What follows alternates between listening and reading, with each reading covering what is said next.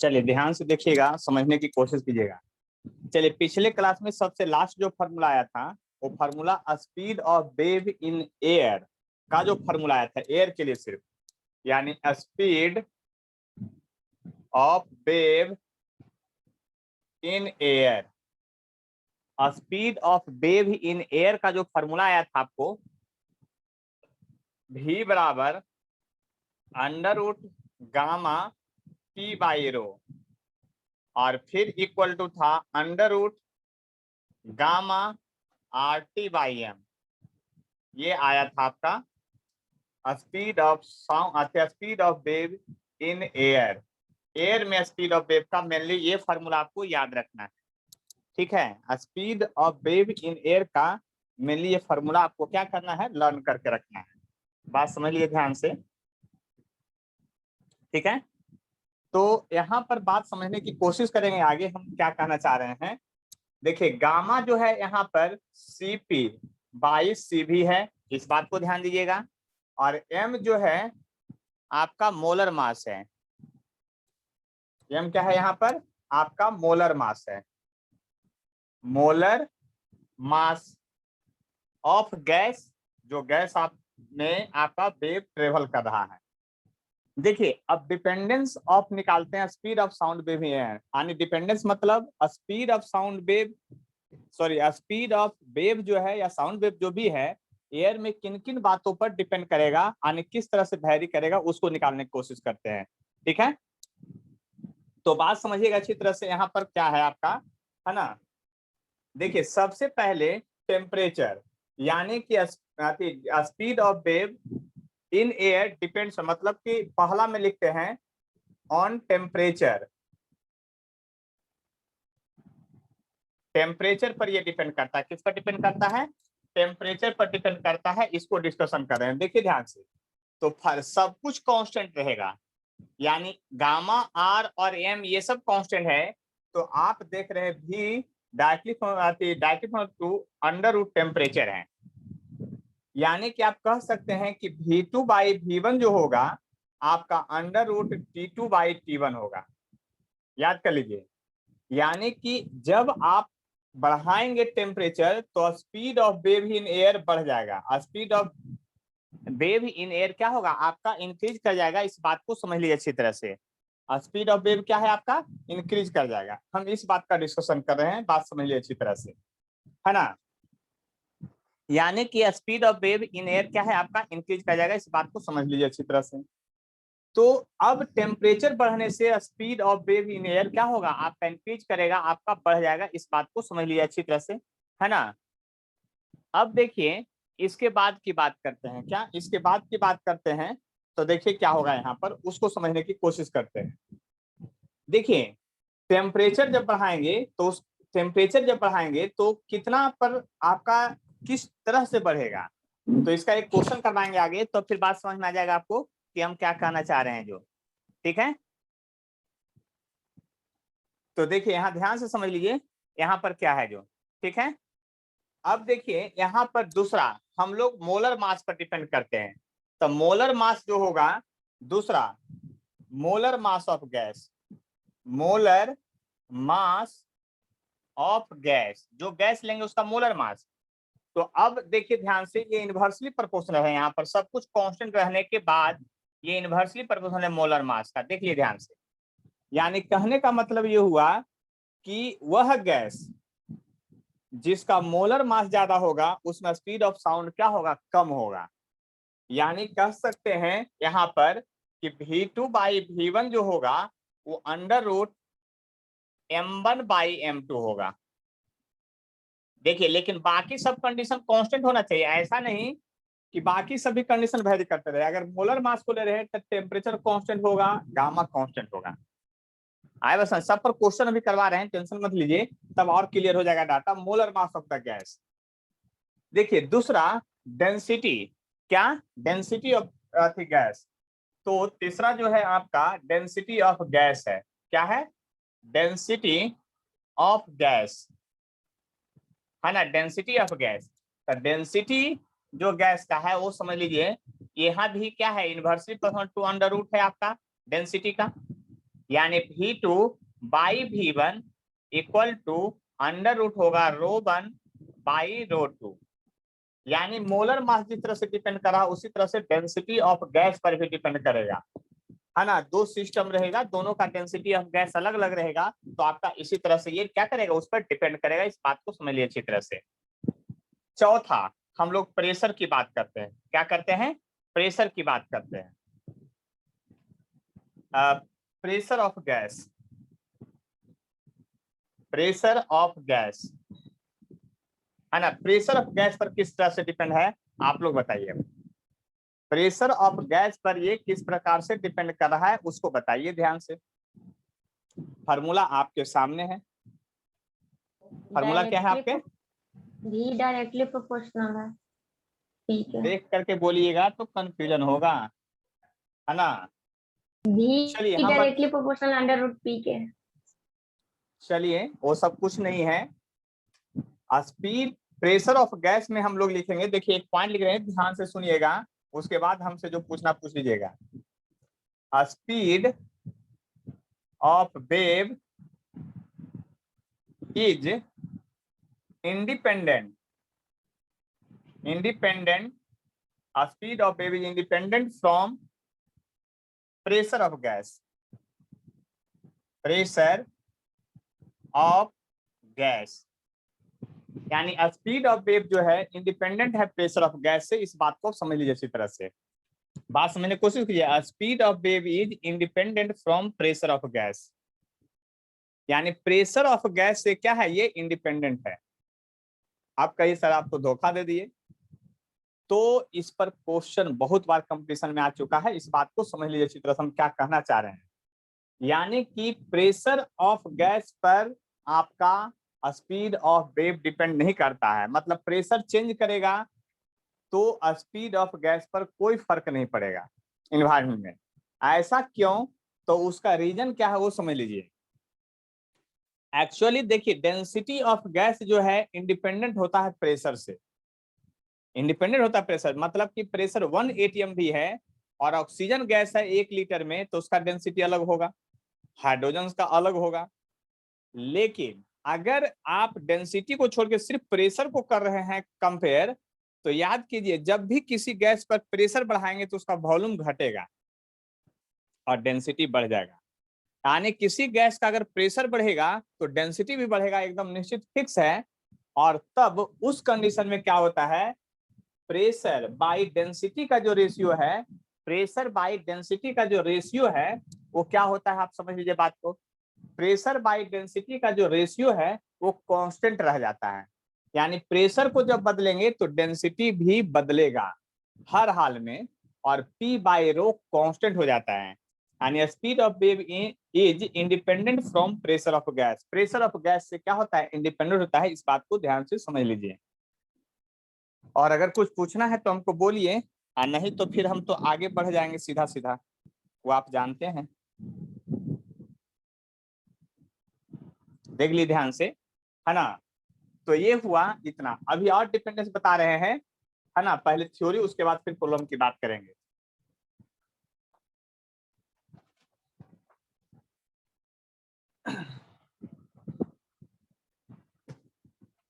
चलिए अगला जो है, अगला आप लोग दिमाग लगाइए, मॉइस्चर ऑफ गैस पर बात करते हैं। मॉइस्चर ऑफ गैस यानी कि आप बताइए, मॉइस्चर यानी कि ठंडा गर्मी, किस दिनों में मॉइस्चर ऑफ गैस जो है ज्यादा होता है। यानी हवा में मॉइस्चर कब ज्यादा होता है, नमी कब ज्यादा होता है।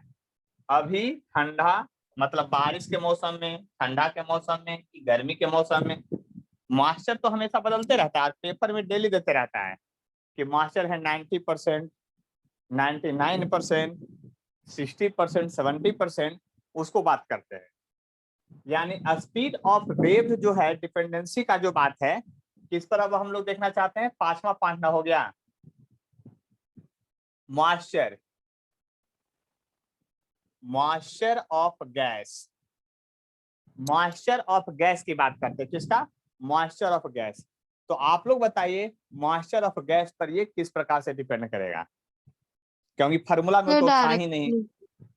है ना। डायरेक्ट फार्मूला में तो ठीक है, फार्मूला में तो मॉइस्चर ऑफ गैस था ही नहीं, मॉइस्चर ऑफ गैस फार्मूला में था ही नहीं, तो उधर से नहीं सोचना है, बस इतना सोच लीजिए, है ना। तो आप लोग भी दिमाग लाए हैं, कोई डायरेक्टली बोले हैं सब लोग। चलती है, हम भी देखते हैं, है ना, मॉइस्चर से क्या होता है, इफेक्ट होता है। तो देखिए, एक होता है ड्राई एयर, एक होता है मॉइस्ट एयर। क्या होता है ड्राई एयर, ये है ड्राई एयर, ड्राई एयर, और एक है मॉइस्ट एयर। इधर इधर दो, इधर कंपार्टमेंट अलग है, इधर अलग है। ये क्या है आपका मॉइस्ट एयर है, मॉइस्ट एयर। एक है ड्राई एयर और एक क्या है आपका मॉइस्ट एयर है। इस बात को समझ लिया अच्छी तरह से, एक ड्राई एयर है और एक क्या है आपका मॉइस्ट एयर है। तो आप ये बताइए, ड्राई एयर और मॉइस्ट एयर में डेंसिटी किसका ज्यादा होगा, और आपके हवा में क्या है। देखिए, मॉइस्चर का मतलब क्या होता है, वाटर होता है। मॉइस्चर का मतलब क्या होता है आपका, वाटर होता है। मॉइस्चर में वाटर का परसेंटेज ज्यादा होगा। तो देखिए, जनरली आपके रूम में जो हवा है, उसमें हवा में जो है आपका ऑक्सीजन है, नाइट्रोजन है और CO2 है। इन सभी के बाद ही किसी का मात्रा आता है, ये बात आप समझते होंगे, है ना। अब O2 है, मॉइस्ट एयर में भी रहेगा, N2 भी रहेगा और CO2 भी रहेगा। ये तीन गैस मिला करके 99% से ज्यादा हो जाता है। ये बात आप समझते हैं कि नहीं समझते हैं। अब देखिए, अब इस ड्राई एयर में H2O जो है क्या है, कम है, यानी लेस है, और इसमें H2O जो है क्या है, अधिक है, मोर है। H2O ज्यादा हो गया, इसमें बढ़ गया है। मतलब मॉइस्ट मतलब वाटर, वेपर। ये वेपर ज्यादा प्रेजेंट रहेगा तब उसको मॉइस्ट एयर कहते हैं। मॉइस्ट एयर का मतलब होता है भींगा हुआ हवा। तो भींगा हुआ हवा में क्या होगा, आपका H2O ज्यादा होगा, वाटर ज्यादा होगा, पानी ज्यादा होगा, जबकि ड्राई एयर में पानी कम होगा। अब देखिए, आपको पता है आइडियल गैस में आपका 1 लीटर में 22.4 लीटर में हर एक गैस 1 मोल रखता है, ये बात आपको पता है। तो देखिए, इसका मोलर मास जो है, मोलर मास ऑफ O2 जो है आपका 32 है, ये बात पता है आपको। मोलर मास जो N2 है, ये भी आपको पता है कि 28 है। मोलर मास CO2 जो है, ये भी आपको पता है कि 44 है। मोलर मास ऑफ H2O जो है वेपर के रूप में, उसको भी पता है कि 18 है। अब बताइए, ध्यान से समझिएगा, वाटर का परसेंटेज जैसे जैसे घटाएंगे, एवरेज डेंसिटी ऑफ एयर घटेगा कि बढ़ेगा। वाटर का परसेंटेज जैसे जैसे घटाएंगे, एवरेज डेंसिटी ऑफ एयर बढ़ेगा कि घटेगा, सोच के बोलिएगा। जो बोलिएगा उनसे हम एक्सप्लेनेशन भी पूछेंगे, देख लिए ध्यान से। बात समझ लिए अच्छी तरह से, हम क्या कहना चाह रहे हैं। जो एवरेज डेंसिटी ऑफ एयर जो है, पानी मिलाने के बाद बढ़ जाएगा कि घट जाएगा। प्रियांशी, आप कुछ बोलना चाह रहे थे, एक्सप्लेनेशन के साथ बोलना है। बढ़ जाएगा, बढ़ेगा क्यों, क्योंकि सर उसमें मॉइस्चर में वाटर भी आ जाएगा ना। तो मॉइस्चर में अगर वाटर, हाँ मॉइस्चर में वाटर आएगा, मतलब कि मॉइस्ट एयर में वाटर की संख्या ज्यादा होगा, पानी ज्यादा होगा, तो वो ज्यादा भारी होगा। ड्राई में नहीं, ज्यादा भारी होगा कि हल्का होगा मॉइस्ट एयर। यानी हम यहाँ लिखते हैं, देखिए ध्यान से समझिएगा, नोट पॉइंट में लिख रहे हैं डेंसिटी ऑफ ड्राई एयर, ठीक है, और density of moist air, moist लिखा हुआ है ये, डेंसिटी ऑफ मॉइस्ट और डेंसिटी ऑफ ड्राई एयर लिख दिए हैं। अब मुंह किधर की ओर खोलें, कौन बड़ा होगा, ड्राई एयर वाला कि मॉइस्ट एयर वाला डेंसिटी ज्यादा होगा। मॉइस्ट एयर वाला सर। मॉइस्ट एयर वाला डेंसिटी ज्यादा होगा, क्योंकि पानी मिल जाने के बाद कोई चीज भारी हो जाता है ना, यस है सर। ना। हाँ, पानी मिलाने के बाद सब कुछ भारी हो जाता है, लेकिन आपको पता है नहीं, तो आज के बाद याद करिए, पानी मिलाने के बाद हवा हल्का हो जाता है। ठीक है, आज के बाद अगर भूल गए ना, तो घर पर आकर के ठोकाई कर देंगे, समझ जाइए। ड्राई एयर का डेंसिटी क्या होता है, ज्यादा होता है। देखिए, रेड से एकदम मार्क कर रहे हैं, भूलिएगा नहीं, है ना। ड्राई एयर का डेंसिटी ज्यादा होता है, हवा में पानी मिलाने के बाद हल्का होता है, बाकी सब चीज पानी मिलाने के बाद क्या होता है, भारी होता है। ये बात आपको बहुत अच्छी नहीं लगता होगा, कपड़ा में पानी आ गया तो भारी हो गया, वो वाला कंडीशन नहीं है। ड्राई एयर, पानी जितना मिला दीजिएगा हवा में, हवा उतना हल्का हो जाएगा। इस बात को ध्यान से समझ लीजिए। इसका एक एग्जाम्पल बताते हैं, आप लोग नहीं जानते होंगे। देखिए, खाना बनाने में जो गैस यूज होता है, खाना बनाने में जो गैस यूज करते हैं हम लोग, है ना, एलपीजी गैस जो होता है, लिक्विड पेट्रोलियम गैस जो भी होता है ना, अगर ठंडा में वो लीक कर गया, ठंडे में अगर लीक कर गया ना, तो जानते हैं अगर फायर कैच करेगा तो क्या होगा नीचे, मतलब कि आपका वो गैस जो है ना, ठंडा में अगर गैस सिलेंडर लीक करेगा तो उसका गैस है जो ऊपर रूम में नहीं जाएगा, वो नीचे रहेगा, आपका नीचे सरफेस पर तैरता रहेगा, और फायर कैच करेगा तो नीचे तेजी से आग लगेगा। और वही गर्मी में जब वो सिलेंडर से आग पकड़ेगा ना, तो छत पर जल्दी पहले आग पकड़ेगा। गर्मी में चूंकि ऊपर चला जाता है, क्यों? गर्मी में जो एयर है वो ज्यादा डेंस वाला है, गर्मी में डेंसिटी क्या है, एयर का ज्यादा है, तो वो गैस जो एलपीजी गैस है वो ऊपर चला जाता है, क्योंकि डेंसिटी जिसका ज्यादा है वो नीचे रहेगा। और ठंडा में मॉइस्चर ज्यादा है हवा में, तो उसका डेंसिटी घट जाता है, और गैस का डेंसिटी तो वही है, तो क्या होता है, नीचे रह जाता है। और ये घटना को याद कीजिएगा, ठंडा में अगर आग पकड़ेगा गैस से तो नीचे पहले जलेगा, और गर्मी में पकड़ेगा तो ऊपर भभकेगा सबसे पहले। इस बात को ध्यान दीजिएगा। और ऐसा घटना बहुत बार हो गया, तो पहले तो लोग नहीं समझ में आता था, लेकिन बाद में ये सब बात जब जो पढ़ते हैं उनको समझ में आता है। ठीक है, तो याद कीजिएगा, हवा में पानी मिलाने के बाद हल्का हो जाता है, भारी नहीं होता है, डेंसिटी उसका घट जाता है, यानी ड्राई एयर का डेंसिटी ज्यादा होता है। उसका रीजन क्या है वो समझिए। देखिए, इसका मोलर मास 32 से 28 और 44 है। अब पानी जितना मिलाइएगा तो ये इसका मोलर मास सबसे कम है, एवरेज डेंसिटी घटाते चला जाएगा, जितना पानी मिलाइएगा उतना एवरेज डेंसिटी घटाएगा। पानी जितना निकालिएगा एवरेज डेंसिटी बढ़ जाएगा। देखिए 32, 28, 40, लगभग 35 के आसपास पहुंच जाएगा।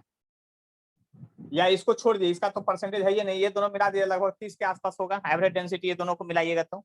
अब उसमें 18 वाला का डाल रहे हैं ज्यादा अमाउंट में, तो इसका एवरेज डेंसिटी घटा नहीं देगा क्या? तब शुभम जी, अब ध्यान से समझ में आया कि हल्का मतलब पानी मिलाने की हवा भारी होगा कि हल्का होगा? हल्का होगा सर। हाँ, अब भारी कहे ना तो समझ जाइएगा, पहुंच जाएंगे आपके दुकान पर। दुकान खुल गया है ना आपका? हाँ सर। चलिए यहाँ देख, हाँ ठीक है, आएंगे मिलने के लिए। चलिए देखिए, तो ड्राई एयर का डेंसिटी ज्यादा होगा मॉइस्चर, तो अब आप खुद ही सोचिए मॉइस्चर बढ़ाने से क्या होगा। तो डेंसिटी बढ़ गया, और डेंसिटी के इनवर्सली प्रोपोर्शनल है क्या आपका स्पीड, यानी कि आप दूसरा पॉइंट लिखेंगे कि स्पीड जो है inversely proportional to root under density है, ये बात आपको पता है। और देखिए ध्यान से समझिएगा, मॉइस्चर आने के बाद, मॉइस्चर जाने के बाद डेंसिटी घट गया तो स्पीड ऑफ साउंड क्या होगा, बढ़ जाएगा। अब देखिए कोरिलेट कीजिए, यानी कि मॉइस्ट एयर का डेंसिटी कम है, मतलब हवा में पानी जब मिलाइएगा, हवा में जब पानी मिलाइएगा तो डेंसिटी घट जाएगा, लेकिन स्पीड ऑफ साउंड बढ़ जाएगा। तो इसीलिए तो घटना घटित है, जिसको याद कीजिए, पिछले क्लास में भी डिस्कशन किए थे, आज भी डिस्कशन कर रहे हैं। हवा में स्पीड ऑफ साउंड कम होता है, जबकि पानी में ज्यादा होता है। हवा में 332 होता है और पानी में 1480 होता है, 1480 होता है। ये बात समझ लीजिए क्यों, जैसे जैसे पानी आएगा मॉइस्चर में, देखिए लर्न करने का बहुत सारा तरीका है, आप कैसे देख बिना कोरिलेट कर ले जो रटेंगे वो तो भूलेंगे ही हर हाल में, इसलिए कोरिलेट करके रटिए। हवा में एयर का, हवा में जो होता है आपका स्पीड ऑफ साउंड जो होता है कम होता है, 332.5 मीटर पर सेकंड होता है, जो आपको एक्चुअल वैल्यू है।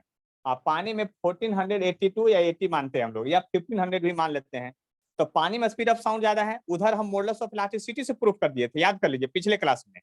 और अभी जो है यहाँ पर अब देखिए आपको याद करना है कि मॉइस्चर बढ़ाने के बाद स्पीड ऑफ साउंड क्या होगा। डायरेक्ट हमको इतना फिनोमेना, एक तो हमको याद हो गया, इतना कोरिलेट करके लर्न करने में दिक्कत होता है कि डेंसिटी बढ़ेगा कि घटेगा, तब फिर स्पीड ऑफ साउंड निकालिएगा। तो सिंपल याद कर लीजिए कि पानी में स्पीड ऑफ साउंड ज्यादा होता है, जैसे जैसे हवा में पानी की मात्रा बढ़ेगा स्पीड ऑफ साउंड इसका बढ़ जाएगा। देखिए इधर से भी प्रूफ हो रहा है। अब तब तो आप कह सकते हैं कि मेरा बात सही है, ड्राई एयर का डेंसिटी ज्यादा होता है। देखिए मॉइस्ट एयर का डेंसिटी घट गया, मॉइस्ट एयर का डेंसिटी घट गया, यानी पानी मिलाने के बाद हवा का डेंसिटी घट गया, स्पीड ऑफ साउंड बढ़ गया। एक इधर से आ गया कंसेप्ट। दूसरा, पानी में इलास्टिसिटी प्रूफ किए थे पिछले क्लास में।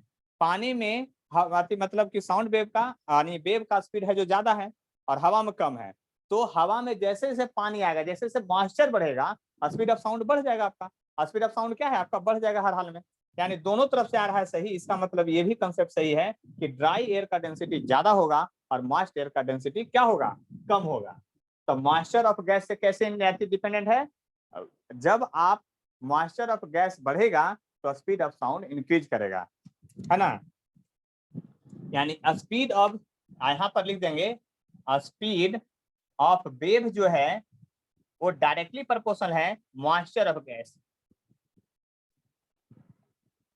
Moisture of gas. देखिए आज बहुत सारा चीज सीख रहे हैं, देख लीजिए ध्यान से, समझ लीजिए बात को। मॉइस्चर ऑफ गैस क्या है आपका, मॉइस्चर ऑफ गैस, इस बात को समझ लीजिए, दिमाग में सेट कर लीजिए, क्योंकि नहीं तो फिर काम तो बनेगा नहीं। बस इतना ही समझ लीजिए अच्छी तरह से, देख लीजिए और समझ लीजिए बात को अच्छी तरह से हम क्या कहना चाह रहे हैं। ठीक है, कि और किन्हीं को कोई कष्ट है तो बोलिए। अब किन्हीं को भी कष्ट है तो आप हमको बतला सकते हैं।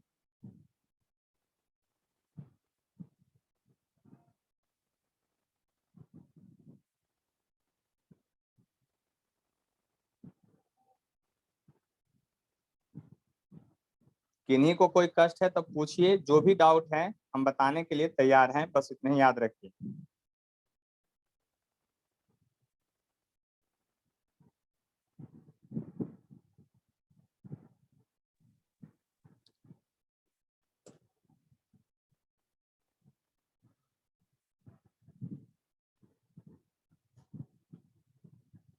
तो आगे बढ़ें, देख लीजिए ध्यान से, आगे बढ़ते हैं।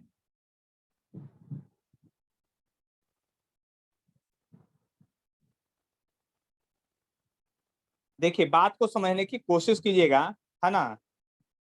तो पिछले क्लास में जो क्वेश्चन करवाए थे उसी तरह से यहाँ भी क्वेश्चन अब देखते हैं, अच्छी तरह से समझ लीजिएगा बात को, है ना। इसको मिटा दूं। देखिए क्वेश्चन की जो बारी है, उस क्वेश्चन में सबसे पहले क्या देखना है उसको समझ लीजिए, है ना। आप लोग इतना समझ गए होंगे, बात को अच्छी तरह से समझ गए होंगे हर हाल में।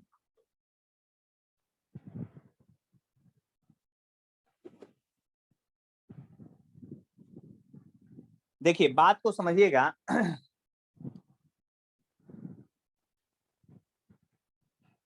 देखिए फिर से वही है, speed of sound wave, sound wave, speed of sound wave in air at 27 degree centigrade is 332.5 meter per second. Standard value रहेगा। Speed of sound wave in air at 27 degree centigrade is 332.5 meter per second. Find temperature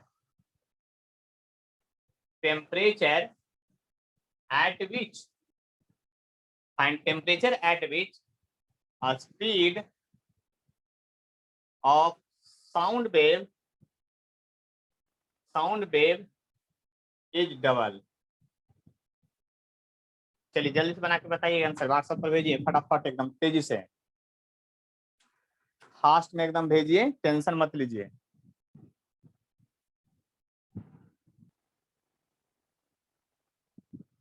देखिए बात को समझिए, आप लोग तुरंत भूल गए हीट को, मतलब हीट का कोई रोल नहीं है यहाँ पर, टेम्परेचर का कोई रोल नहीं है। बार बार सिखाते हैं कि टेम्परेचर जब अकेला रहे तो केल्विन में यूज करना है, मतलब कि दूसरा चैप्टर बदला तब फीस बदल गया।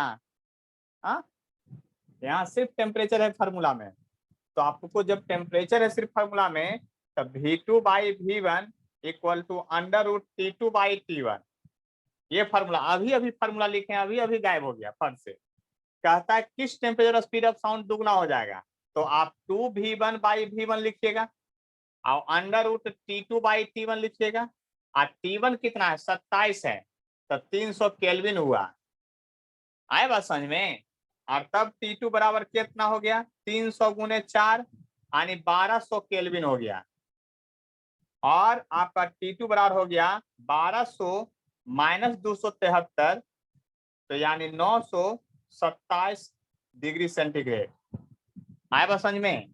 स्पीड ऑफ साउंड जो है आपका दुगना जो होगा कितना टेम्परेचर पर होगा? 927 पर होगा। 27 से सीधा 927 पर, याद कर लीजिए।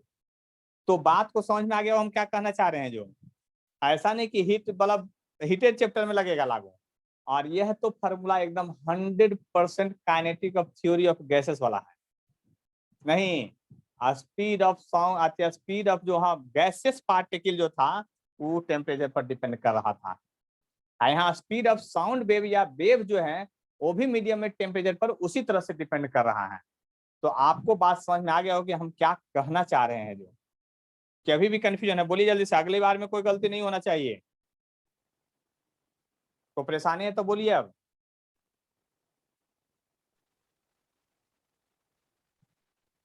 हो गया? चलिए तो हम अगले क्वेश्चन की अब बात करेंगे, ध्यान से समझ लीजिए। अब हम अगले क्वेश्चन की बात करेंगे। कौन से क्वेश्चन की? अगले क्वेश्चन की बात करेंगे।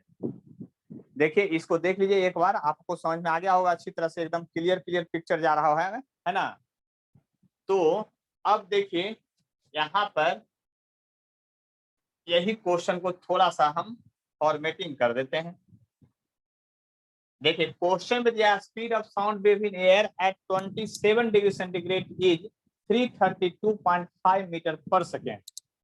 Find a speed of wave at find a speed of wave at 37 degree centigrade.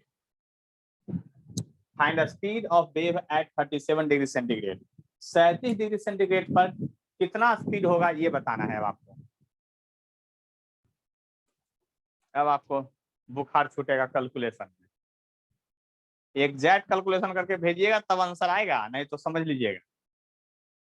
Speed of sound wave in air at 27 degree centigrade है जितना, तो find speed of sound wave eight 37 degree centigrade है, 37 degree centigrade है, ये आप जान दीजिए।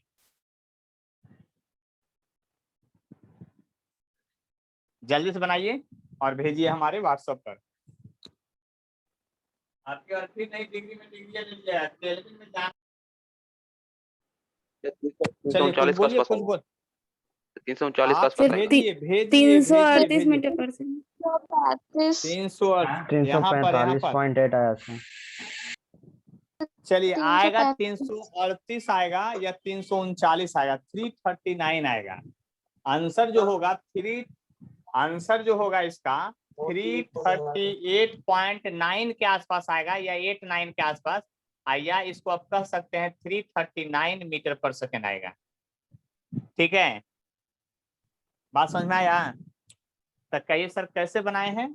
तो आप जैसे बोलिएगा वैसे बनाते हैं हम। V2/V1 332.5 √T2/T1, नीचे 300 और ऊपर 310। नहीं देख लिए ध्यान से, हम देख लिए हैं। तो V2 बराबर हो गया 332.5 इंटू, देखिए एक से थोड़ा ही ज्यादा है ये, आप देखिएगा तो अंडर रूट में क्या इतना आएगा, देखिए 2 जीरो हो गया तो 1 पॉइंट, अब 1 पॉइंट हो गया आपका 3 है। तो आप देख लीजिए अरे उतने ही उतने क्या बात कर रहे हैं। 2.9 थे ये तो लिखी पहले सर ना लिखी। ठीक है, बात समझ लीजिए अच्छी तरह से। यहाँ पर क्या है, यहाँ पर जो बात समझने की कोशिश कीजिए। यहाँ पर तो यहाँ पर जब 2 जीरो यहाँ होगा तो 3 पॉइंट हो जाएगा आपका, है ना?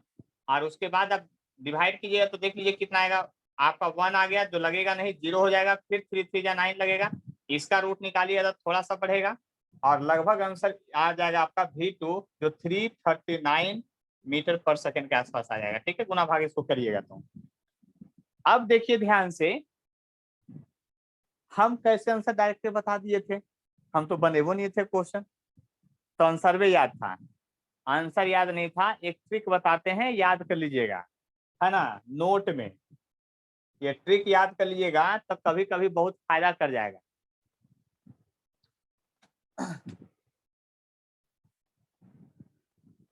If temperature increase by 1 degree centigrade, then speed of sound increased by 0.61 metre पर सेकंड, लगभग 0.6 मीटर पर सेकंड कह सकते हैं। 0.61 मीटर पर सेकंड से लगभग क्या करेगा, इंक्रीज नहीं करेगा। आ रहा है, 335 आ रहा है। हमारा कैलकुलेशन 100% सही है। 337.5 आ रहा है। यहाँ देखिए ध्यान से, यहाँ जो है आपका 0.61 मीटर पर सेकंड से बढ़ जाता है स्पीड, और आप 10 डिग्री से टेम्परेचर बढ़ाए हैं तो लगभग स्पीड 6 से बढ़ेगा, और 32 में 6 जोड़िएगा तो 38.5 आ जाएगा, उससे ज्यादा थोड़ा सा आएगा। आप कैलकुलेशन कैलकुलेटर से कीजिएगा तो एग्जैक्ट आंसर आ जाएगा। 310/3 करके रूट निकालिएगा और इसमें मल्टीप्लाई कीजिएगा, आपका आंसर आ जाएगा। ठीक है, कैलकुलेटर से चेक कर लीजिएगा। और ये वाला याद रखिएगा, ध्यान से हम जो बोल रहे हैं उसको ध्यान से रखिएगा याद। इसको if temperature increase by 1 degree centigrade then speed of sound increase by 0.61। और ये सबके लिए लागू होगा, जो पहले पढ़े हैं हीट में उसके लिए भी लागू होगा। लेकिन यह फार्मूला की जो वैलिडिटी है ना, वो ज्यादा दूर तक नहीं है ना कि 50 डिग्री बढ़ाइएगा तो इससे निकाल दिया तो बन जाएगा, तब गलत हो जाएगा आंसर उस समय। आपको इसको जो बनाना है 2, 4 degree, 5 degree, 10 degree, 12 degree, 15 degree से अगर चेंज रहे ना तो इससे बनाइए तो फट से, जैसे 10 से डिग्री से चेंज किया था, हम क्या किए 6 से बढ़ गया लगभग, तो 6 इसमें जोड़ दिए, 6 इसमें जोड़ दिए तो 332 में 6 जोड़िए, 338.5 से ज्यादा आ जाएगा। 330 या 338 भी, जो भी ऑप्शन आसपास रहेगा आप एग्जाम में उसको टिक कर सकते हैं। ये ट्रिक है, लेकिन ये ट्रिक का वैलिडिटी कहाँ तक है वो हम बात फिर से दोहरा रहे हैं। ट्रिक की वैलिडिटी तभी तक है जब टेम्परेचर जो है 2, 4, 10 डिग्री, 15 डिग्री से इंक्रीज करता हुआ 50-100 से इंक्रीज करेगा तो आपको रियल फार्मूला में जाके सोल्यूशन करना पड़ेगा। इस बात को भी समझ लीजिए अच्छी तरह से। अगर कोई प्रॉब्लम है तो बोलिए अब आगे, नहीं तो फिर हम आगे बढ़ेंगे। देख लीजिए अब हम 335 ही आ रहा है कैलकुलेटर से भी। कैलकुलेटर से उतना नहीं आ रहा है, कोई बात नहीं है, हमको बना के भेजिएगा, हम नो बना के भेज सर, देंगे। 337.9 आ रहा है, तो 338। हम बना के भेज देंगे, टेंशन मत लीजिए, आपस में नो डिस्कशन। अभी हम क्वेश्चन भेजे हैं आप लोग के व्हाट्सएप ग्रुप में, है ना, उससे अब क्वेश्चन दे रहे हैं, जरा ध्यान से देखिएगा। ठीक है, देखिए उसमें क्वेश्चन जो है आपका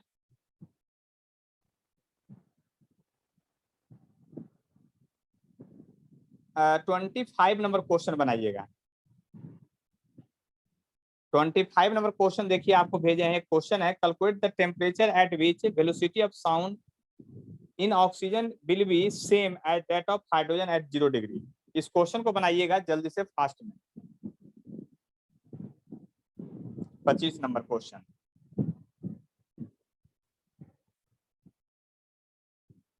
देखिए, क्वेश्चन में कह रहा है calculate the temperature at which a speed velocity of sound in oxygen will be same as that in hydrogen at 0 degree centigrade. तो देखिए ध्यान से, क्वेश्चन में कह रहा है अकॉर्डिंग टू क्वेश्चन, प्रश्न के अनुसार है आपका। क्या प्रश्न के अनुसार लिखना चाहते हैं आप, तो उसको बात को ध्यान से लीजिए। प्रश्न के अनुसार कह रहा है वेलोसिटी जो है साउंड का ऑक्सीजन में वह सेम है velocity of sound in hydrogen में, सीधा सीधा इक्वल कर दीजिए। और फार्मूला होता है RT/m, gamma RT/m, gamma RT/m। देख लीजिए ध्यान से, तो ये ऑक्सीजन के लिए है, इसको घेर के आप लिख दीजिए कि ऑक्सीजन की बात कर रहे हैं। और गामा फिर RT, गामा क्या लिखिएगा, गामा RT/m, किसके लिए, तो हाइड्रोजन के लिए लिखिएगा। ये बात समझ लीजिए ध्यान से, सीधा सीधा लिखिएगा। तो रूट दोनों तरफ से कम कट जाएगा, R दोनों तरफ से कट जाएगा। गामा जो है डायटोमिक के लिए यहाँ होता है 7/5, है ना। R जो है वो कट जाएगा। टेम्परेचर जो है ऑक्सीजन का निकालना ही है आपका, है ना, टेम्परेचर ऑक्सीजन का निकालना ही है। मोलर मास ऑक्सीजन का जो होता है 32 होता है, और 7/5 यहाँ पर भी होगा और यहाँ पर भी होगा। टेम्परेचर 0 दिया है, लेकिन आपको पता है कि 273 लेना है, क्योंकि केल्विन में हम लोग सिर्फ टेम्परेचर ले सकते हैं। और मोलर मास ऑफ हाइड्रोजन जो होता है 2 होता है। क्या होता है 2 होता है। सब कट गया है, देख लीजिए सब कुछ कट गया है, बस इतने ही याद कर लीजिए। टेम्परेचर ऑफ ऑक्सीजन जो हो जाएगा ये केवल होगा 16 गुने 273 आ जाएगा आंसर। इतना बात समझ गए होंगे आप लोग, क्योंकि यहाँ 16 आएगा, ये हो गया आंसर। किन्हीं को अगर कोई कष्ट है तो हमको जरूर बतलाइए, देख लीजिए ध्यान से, किन्हीं को अगर कष्ट है तो जरूर हमको बतलाइए। आ गया आंसर? तो चलिए, बहुत सिंपल क्वेश्चन था, तो हम इसको मिटा देते हैं और फिर से अगला क्वेश्चन आपको देते हैं, है ना। और हम कुछ नहीं कीजिएंगे, बस वहां जो मिटाए हैं वहां एक टर्म बदल देते हैं और उसके बाद आपको क्वेश्चन बनाना है। यहाँ जो है हीलियम है केवल,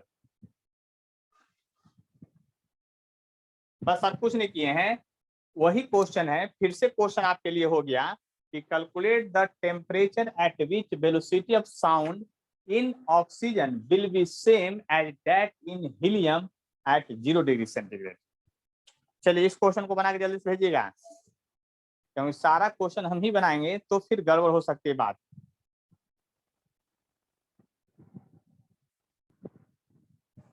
जो नहीं भेजे हैं वो जो है यहाँ पर ध्यान से देखेंगे, बोर्ड पर नजर डालिएगा।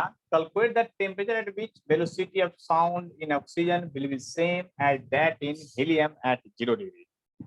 तो क्वेश्चन के अनुसार फिर से लिखेंगे, अकॉर्डिंग टू क्वेश्चन, प्रश्न के अनुसार वेलोसिटी जो है ऑक्सीजन का वो सेम है हीलियम का। देख लीजिए ध्यान से, सेम है किसका? हीलियम का। तो जरा गौर कीजिएगा, अब की बार डायरेक्ट लिख रहे हैं, रूट हटा देते हैं डायरेक्ट, कोई टेंशन नहीं है आप लोग को, क्योंकि समझ में आ गया कि रूट दोनों तरफ से गायब ही हो जाएगा, हर हाल में दोनों तरफ से रूट है तो। लेकिन वेलोसिटी तो अंडर रूट होता है गामा, तो गामा जो होता है डायटोमिक गैस का कितना होता है? 7/5 होता है डायटोमिक गैस से आर। और टेम्परेचर ऑक्सीजन के लिए ही निकालना है आपको, देख लीजिए ध्यान से। अब मोलर मास ऑक्सीजन का 32 होता है, ये बात आपको पता है कि ऑक्सीजन अपने से O2 के रूप में एग्जिस्ट करता है, ठीक है। और हीलियम जो है मोनोटॉमिक गैस है। अब ध्यान दीजिए कैसे कैसे आपको धोखा दिया जाता है क्वेश्चन में। यहाँ पर जो है 7/5 नहीं होगा, अब कितना होगा? 5/3 5/3 होगा। और आर होगा, अब मोलर मास यहाँ हीलियम का कितना होता है? 4 होता है। याद कर लीजिएगा, मोलर मास हीलियम का कितना होता है? 4 होता है। और टेम्परेचर जो है 273 तो लेना ही है। अब समझ जाइए टेम्परेचर जो होगा ऑक्सीजन गैस के लिए क्या होगा, इससे इसको काटिएगा तो 8 बार का कटेगा, देख लीजिए ध्यान से। अब जो जरा गौर से अगर देखिएगा तो आर से आर कट गया, ऊपर बच जाएगा ये कितना जाके, ये 8 25 गुने 8 लिख रहे हैं, देखिए ये 5 गुने 5 ऊपर जाके मल्टीप्लाई 8 और 273 और डिवाइडेड बाई कितना हो जाएगा? ये आर तो कट गया था, 7 है नीचे और इधर 3 बचा हुआ है, 21 बच जाएगा। अब देख लीजिए ध्यान से, इतना ही आपका आंसर है इसको गुना भाग करने के बाद। 2600 जो भी आएगा, लेकिन आपको गौर यहाँ सीखे क्या उस पर नजर डालिए, सॉल्यूशन छोड़ दिए। आप ये सीखे हैं कि यहाँ पर क्वेश्चन को ध्यान से समझ के बनाना है, और हिट में जो पढ़े हैं ना बात, उस बात को भी ध्यान में रखना है, नहीं तो बहुत सारा कंफ्यूजन हो सकता है आप लोग को। बस इतना ही याद कीजिए, बहुत सारा कंफ्यूजन हो सकता है, थोड़ा बहुत कंफ्यूजन होता था तो बात ही अलग है, बहुत सारा कंफ्यूजन हो सकता है, बस इतना ही याद रखिए। आपको डायटोमिक, मोनोटॉमिक, गामा का वैल्यू, टेम्परेचर, आपका प्रेशर, डेंसिटी, मोलर मास, सभी को ध्यान में रख के क्वेश्चन बनाना पड़ेगा। मतलब हड़बड़ में कहीं गड़बड़ न कर दें, इस बात को ध्यान दीजिएगा अच्छी तरह से। जो हम कहना चाह रहे हैं उसको ध्यान से समझने की कोशिश कीजिएगा, तभी मजा आएगा, बस और ऐसे मजा नहीं आएगा, बस ध्यान दीजिएगा।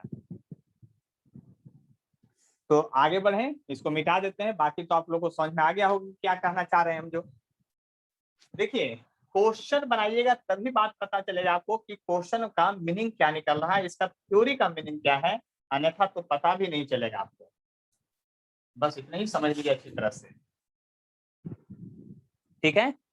तो आगे बढ़ते हैं।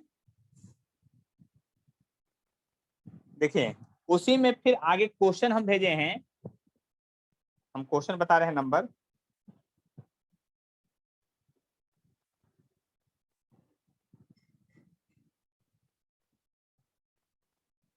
देखिए इसमें एक क्वेश्चन है आपका 26 number, calculate the ratio of velocity of sound in oxygen and hydrogen at same temperature. इसको बना के दिखाइए। 26 नंबर क्वेश्चन है, उसको बनाइए। हम क्वेश्चन ऐसे बोर्ड पर लिख देते हैं, जिनके पास क्वेश्चन नहीं है उनके लिए ऐसे हम सबको भेज दिए हैं, है ना। क्वेश्चन है, सिंपल है, calculate the ratio, calculate the ratio, calculate the ratio of velocity of sound, velocity of sound, calculate the ratio of velocity of sound in oxygen, oxygen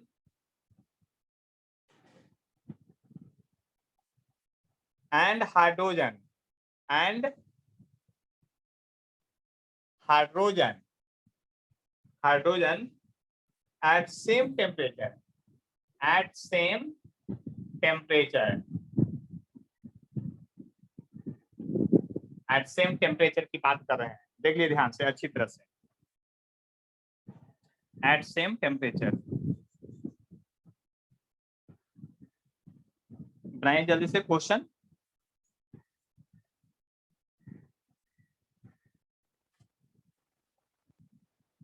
देखिए ज्यादा कोई टेंशन नहीं, calculate the ratio of velocity of sound in oxygen and hydrogen at same temperature. Temperature अब की बार same करना है और आपको निकालना है question velocity of sound in oxygen by velocity of sound in hydrogen निकालना है, जबकि टेम्परेचर आपको सेम रखना है। तो टेम्परेचर रखिए तो गामा ऑक्सीजन का लेंगे, सर बना के आर भेज तो दिए। कट जाएगा, ठीक है हम समझ गए हैं बात को। गामा ऑक्सीजन के लिए गामा RT/m होगा, तो मोलर मास ऑफ ऑक्सीजन बचेगा, क्योंकि टेम्परेचर सेम है तो टेम्परेचर तो कैंसिल हो जाएगा और आर ऐसे भी यूनिवर्सल गैस कांस्टेंट हो जाएगा। और फिर लिखेंगे तो गामा लिखेंगे हाइड्रोजन का और आपका मास ऑफ हाइड्रोजन लिखाएगा। देख लीजिए ध्यान से, अगर इसी बात को आगे लेके चलते हैं और समझने की कोशिश करते हैं यहाँ पर, तो देखिए ध्यान से समझिएगा, आपका यहाँ पर जो है गामा दोनों का सेम होगा, क्योंकि दोनों डायटोमिक गैस हैं और टेम्परेचर तो सेम पहले था, आर पहले कट गया था, यानी ये 2 हो गया और ये हो गया आपका 32, तो ये हो गया 1/16 हो गया। देख लीजिए ध्यान से, तो आपका कहता है कैलकुलेट द रेशियो निकालना है सिर्फ, तो ये 16 हो गया, यानी 1/4 आपका आंसर आ जाएगा। इस बात को समझ गए होंगे अच्छी तरह से हम क्या कहना चाह रहे हैं। जो देख लीजिए ध्यान से, आपको कोई परेशानी नहीं होगा और आपको कोई कष्ट भी नहीं हुआ होगा, इस बात को एकदम अच्छी तरह से समझ गए होंगे, है ना। इसको अब हम एडिट कर देते हैं, यानी कि समाप्त करते हैं, मिटा देते हैं जो भी आप किए हैं, क्योंकि इतना आपके कॉपी में आ गया होगा। लेकिन अब हम यहाँ क्वेश्चन बदलने वाले हैं, सिर्फ क्वेश्चन में यहाँ पर बदलेंगे, इस क्वेश्चन में, है ना। आज क्वेश्चन में क्या करने वाले हैं, हीलियम। अब क्वेश्चन बना के दिखाइए आप लोग, यहाँ करने वाले हैं हीलियम, तो बनाइए क्वेश्चन को। अब क्या होगा, जब तक परेशानियों से नहीं जूझेंगे तब तक कैसे पता चलेगा कि ये परेशानी है। यहाँ पर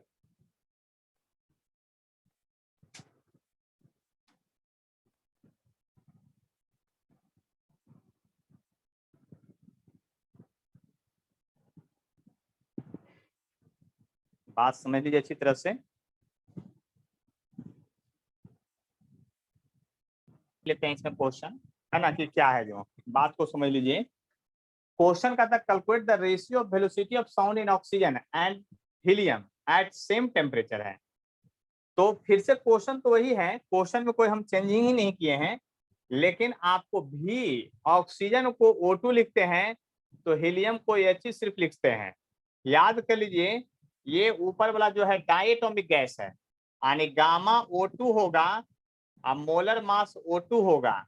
ये बात समझते हैं, गामा हीलियम होगा और मोलर मास हीलियम का होगा, ऐसे होगा। यहाँ यही अंतर, सेम टेम्परेचर है, आज तो कट गया, लेकिन अब जरा ध्यान से देखिएगा यहाँ पर क्या करना है आपको। यहाँ गामा O2 है, O2 का होता है 7/5 डायटोमिक गैस का लिए गामा। अब मोलर मास जो हीलियम का होता है वो 4 होता है, ये बात आपको पता है। और इसका मोलर मास होता है जो 32 होता है, ये भी आपको पता है। और यहाँ जो है हीलियम का गामा जो होता है मोनोटोमिक गैस के लिए 5/3 होता है। बोर्ड पर ध्यान दीजिए, क्या होता है 5/3 होता है। 5 क्या होता है 3 होता है। अब आपको पता चल गया होगा कि हमको तो गुना भाग करने आता नहीं है, इससे ज्यादा तो हमसे ज्यादा तो आप लोग तेज हैं गुना भाग में। नहीं, इसको कीजिएगा तो हो जाएगा 21 ऊपर बच जाएगा, ये 8 हो गया, और 8 हो गया तो 25 8 200 हो गया। नहीं, और जब 200 हो गया तो हम ज्यादा इसके बाद कटवाते छटवाते नहीं है, ये बात आपको पता होगा। हम केवल इतना करते हैं कि ऊपर जो है ना 10.5 हो गया और नीचे हो गया 100। ये बात पता है। देखिए आप लोग के जैसा हम गुना भाग कहाँ करते हैं, फास्ट में एकदम स्लो करते हैं। देख लीजिए ध्यान से कितना कर दिए। और जानते हैं वो बात, हमको याद है कि 10 का जो रूट होता है ना वो होता है 3.16 होता है, तो 10.5 का 3.18 के आसपास आएगा। और 100 का रूट तो 10 होवे करता है, ये बात पता है ये हमको। तो रेशियो लगभग आ गया 0.318 यानी 32 कर लीजिए।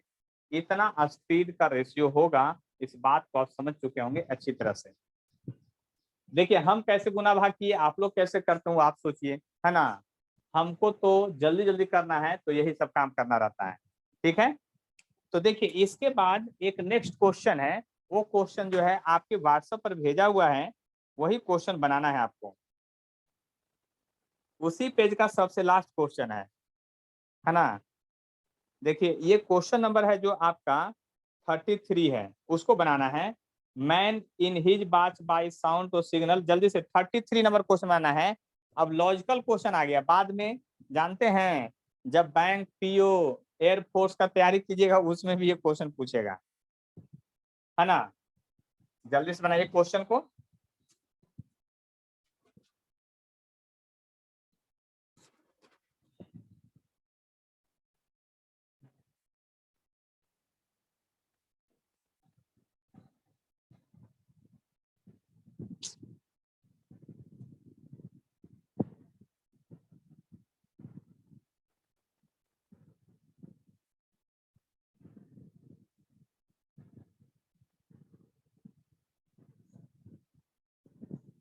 जल्दी से बनाइए क्वेश्चन को। और जिनके पास क्वेश्चन नहीं है उनको हम क्वेश्चन लिख देते हैं अभी, है ना।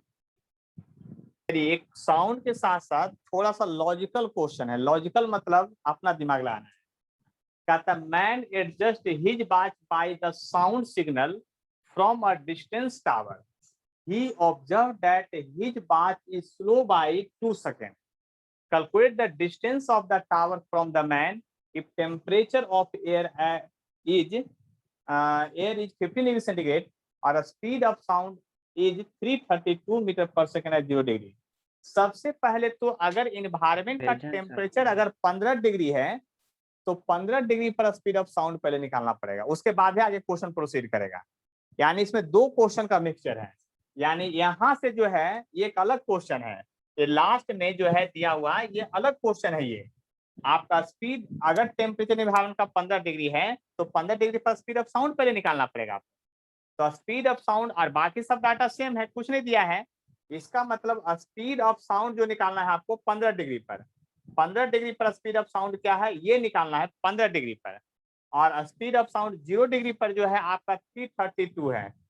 और टेम्परेचर में आपको पता है कि क्या होता है, टेम्परेचर में क्या होता है आपको 273 ये नीचे होगा, सॉरी हाँ 273 नीचे होगा, और 273 प्लस 15 कितना होगा 5 3 8 और 7 1 8 200 ये होगा।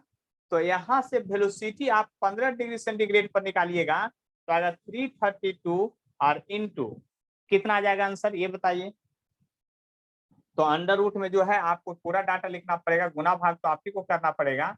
हम अप्रॉक्स में निकाल सकते हैं, अप्रॉक्स में इसलिए निकाल सकते हैं कि 1 डिग्री से अभी बोले थे 0.6, तो 15 डिग्री से 15 छक्का 90 लगभग 9 के आसपास, उससे थोड़ा सा कम, ज्यादा नहीं 9 भी नहीं जाएगा, उससे थोड़ा सा कम होगा। इस बात को समझ लीजिए ध्यान से अच्छी तरह से, ठीक है। तो आपका 9 से कम होगा तो 9 से कम इसमें जोड़िएगा तो 332, 8 जोड़ दीजिए 340 के आसपास लगभग आंसर आएगा। यानी वेलोसिटी जो 15 डिग्री सेंटीग्रेड पर आएगा लगभग 340 मीटर पर सेकंड के आसपास आ जाएगा। इस बात को ध्यान दीजिए। देखिए हम बिना कैलकुलेशन के एग्जैक्ट तो नहीं लेकिन अप्रॉक्स में एकदम सही ले रहे हैं। 340 मीटर पर सेकंड आएगा स्पीड ऑफ साउंड। अब क्वेश्चन शुरुआत होता है 10th क्लास का math.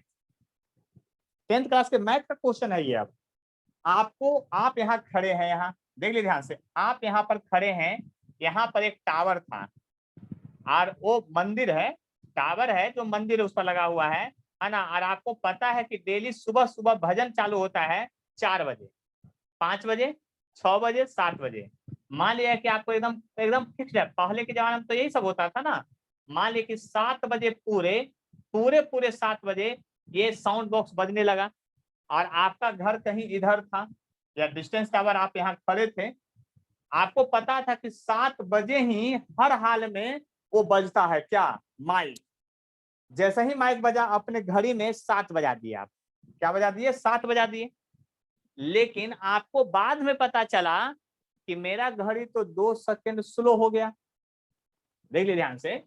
A man adjust his watch by the sound signal from a distance tower. Distance मतलब दूर में एक टावर है साउंड का। यहाँ से आवाज आ रहा है, सुबह सुबह भजन हो रहा है मंदिर पर, देखते हैं ना भजन होते रहता है ना, वहां से आवाज आ रहा है। और यहाँ पर जब आवाज आ रहा है यहाँ पर, तो आप बात समझने की कोशिश कीजिए कि जब यह साउंड कोई तरह का सिग्नल हो, है ना, साउंड सिग्नल है ना, वो साउंड सिग्नल आ रहा है वहां से और आपको यहाँ तक पहुंच गया। अब यहाँ तक जब पहुंच गया तो आप उसी समय, आपको पता था कि 7 बजे ही एकदम बजता है वो, और अपने घड़ी में 7 बजा लिए। बाद में पता चला कि 2 सेकंड स्लो हो गया घड़ी। इसका मतलब क्या हुआ? 7 बजे साउंड यहाँ बजा होगा, साउंड को आने में समय लग गया होगा 2 सेकेंड। यानी यहाँ पर साउंड पहुंचा होगा 7:02 में और आप बजा दिए 7, तो आपका घड़ी हो गया 2 सेकंड का स्लो कि नहीं? सोचिए पहले बात को।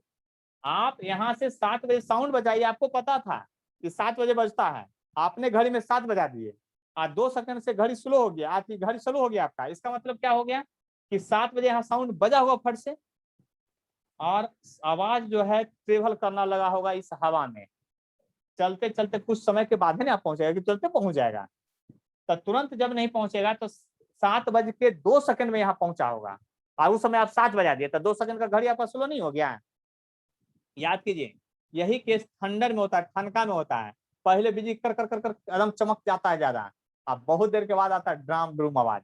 आप लोग देखते होंगे, बारिश का मौसम अभी है ना, बहुत जगह इस तरह से हो भी रहा है ना। तो उसमें क्या फेनोमेना होता है? और स्पीड ऑफ लाइट बहुत ज्यादा है, वो तुरंत पहुंच जाता है, और साउंड का स्पीड कम है, वो बेचारा पीछे से पहुंचता है। जिसका स्पीड कम रहेगा वो पीछे से पहुंचेगा ही। तो उस फेनोमेना भी इसी तरह से क्वेश्चन बनेगा। तो अब बताइए 2 सेकेंड में साउंड यहाँ से यहाँ तक चला गया, आप सोच लीजिए।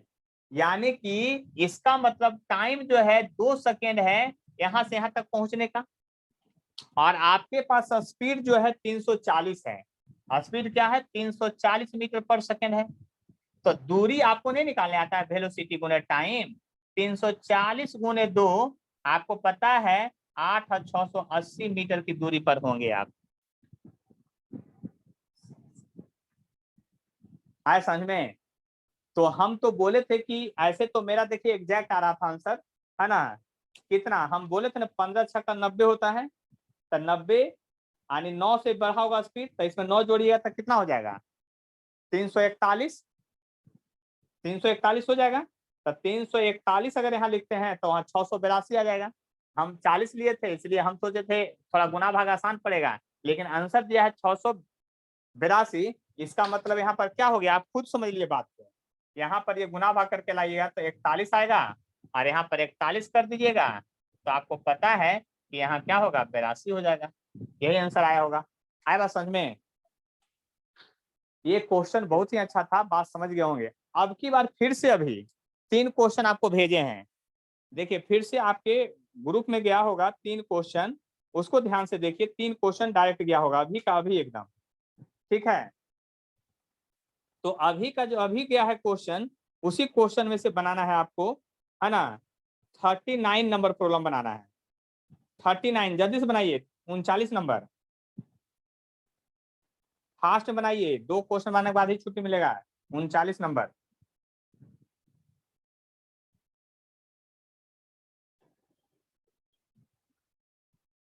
चलिए क्वेश्चन देख लीजिए ध्यान से, जब आप लोग नहीं बना रहे हैं तो हम भी क्वेश्चन बना लेते हैं, है ना। देखिए क्वेश्चन क्या कह रहा था, क्वेश्चन आप लोग में से कोई नहीं बना के भेजे हैं। कहता when a long iron pipe is hammered at one end, कहता है क्वेश्चन में एक लंबा आयरन का पाइप है, एक लंबा जो है आयरन का पाइप है, ये ऐसा है, एक लंबा आयरन का पाइप है, आयरन पाइप है। इसका लेंथ क्या है ये पता नहीं है, यही तो निकालना है लेंथ इसका। कहता है एक लंबा आयरन का पाइप है, हैमर्ड मतलब हथौड़ा लगाना, मतलब एक इंड पर हैमर्ड किए हैं, मतलब उसको ठोक दिए हैं हथौड़ा से। जब ठोक दिए हैं तो यहाँ साउंड प्रोड्यूस होगा। अब साउंड जो है 2 मीडियम से आएगा, एक आयरन के पाइप से होता हुआ आएगा और एक उसके हवा से होता हुआ आएगा। यानी कि वेलोसिटी जो होगा एक आयरन में होगा और एक होगा आपका एयर में होगा, 2 तरफ से आएगा। अब आपको कहता है 2 सेकेंड के इंटरवल के बाद 2 सवाल, मतलब कि एक साउंड वेव पहुंचा, फिर साउंड वेव पहुंचा, एक बार हैमर के इधर 2 बार आवाज सुनाई देगा और दोनों के बीच का इंटरवल 2 सेकेंड का है। कितना सेकेंड का है? 2 सेकेंड का है। तब कहता है कैलकुलेट लेंथ ऑफ पाइप। तो एक बात समझ लीजिए ध्यान से, यहाँ स्पीड 320 दिया हुआ है और 4200 दिया है। किसका स्पीड ज्यादा है? तो आयरन के पाइप का स्पीड ज्यादा है, उसमें साउंड पहले पहुंचेगा। तो ध्यान से देखिएगा, यहाँ यूनिफॉर्म मोशन होता है तो x बराबर वेलोसिटी गुने टाइम, सब लोग जानते हैं टाइम बराबर x बाई वेलोसिटी होगा। यहाँ डिस्टेंस लेंथ ऑफ पाइप के जैसा है, इसलिए l बाई भी होगा। अगर फॉर आयरन के लिए लिखते हैं तो टाइम इन आयरन के केस में जो होगा l वही होगा, लेकिन वेलोसिटी ऑफ आयरन लिखिएगा। वेलोसिटी ऑफ आयरन कितना है? तब 4200 है, इतना सेकेंड आ जाएगा। और उसी तरह से फॉर एयर के लिए लिखिएगा तो टाइम जो होगा एयर में वो होगा लेंथ बाई कितना? 320 मीटर पर सेकेंड, यानी कि इतना सेकेंड हो जाएगा, याद कर लीजिए। और किसमें टाइम ज्यादा लगा है, कौन बाद में पहुंचा है? तो एयर, क्योंकि इसका स्पीड कम था। और 2 सेकंड के बाद, मतलब कि इस ये जब पहुंचा उसके 2 सेकंड के बाद ये पहुंचा होगा। यानी अकॉर्डिंग टू क्वेश्चन आप कह सकते हैं कि टाइम जो एयर का है, टाइम जो आपका आयरन का है, उसके दोनों के बीच का गैप 2 सेकंड का है, डिफरेंस यही 2 सेकंड का है। तो दोनों को जब लिख करके घटाइएगा तो L by 320 minus L by 4200 equal to 2 आ गया आपका। देख लीजिए ध्यान से, इक्वल टू क्या आ गया आपका? 2 आ गया। अब यहाँ से L नहीं निकल जाएगा आप लोग से, इतना तो गुना भाग कर ही सकते हैं कि L जो है कितना आ जाएगा आपका? Length of pipe. तो याद कीजिए, बचपन में ये खेल अगर खेले होंगे तो लेंथ ऑफ पाइप निकालने का ये भी एक टेक्निक है। और आपको 2-3 क्वेश्चन भेजे हैं लास्ट में, उन सभी क्वेश्चन को, जितना क्वेश्चन भेजे हैं आज, उन सभी क्वेश्चन में जो बच गया है ना, सबको बना लेना है और वो आपका होमवर्क है, अगले क्लास में हम पर भेज देना है। क्योंकि साउंड का एक टॉपिक खत्म हो गया, साउंड में 6 टॉपिक है। साउंड वेव जो है उसमें छोटा चैप्टर नहीं है, बड़ा चैप्टर है ये 6 टॉपिक है, तो एक टॉपिक खत्म हुआ है।